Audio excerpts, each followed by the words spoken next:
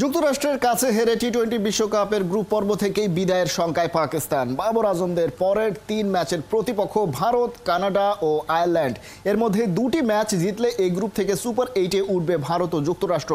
এদিকে এই ম্যাচে বল টেম্পারিং এর অভিযোগ উঠেছে পাক বোলার হারিস রৌফের বিপক্ষে, আর বাজে বোলিং করায় মৃত্যু হুমকি পেয়েছেন আজম খান। মেহেদী নাইমের রিপোর্ট।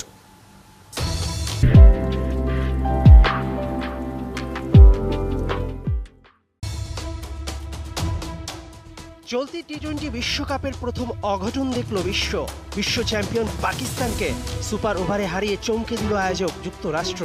বাবর আজমদের পরের 3 ম্যাচ ভারত, কানাডা ও আয়ারল্যান্ডের বিপক্ষে। ভারতের বিপক্ষে জেতা কঠিন হবে পাকিদের।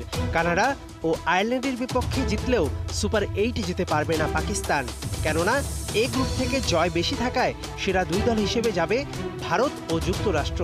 তাহলে কি গ্রুপ পর্ব থেকেই বিদায় পাকিস্তানের? যুক্তরাষ্ট্র বুঝিয়ে দিয়েছে বাংলাদেশের সঙ্গে সিরিজ জয় কোনো অঘটন নয়, বরং নিজ দেশে ওরা অন্যতম ফেভারিট। এমনকি ভারতকে হুঙ্কার দিচ্ছে। অথচ বাংলাদেশ পাকিস্তান 2 দলই যুক্তরাষ্ট্রকে ভেবেছে দুধের শিশু।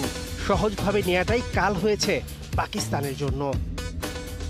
ম্যাচ হেরে লেইভ এক্সকিউজ দিয়েছে ক্যাপ্টেন বাবর আজম। প্রথম 6 ওভারে বাজে ব্যাটিংই নাকি দায় হারের।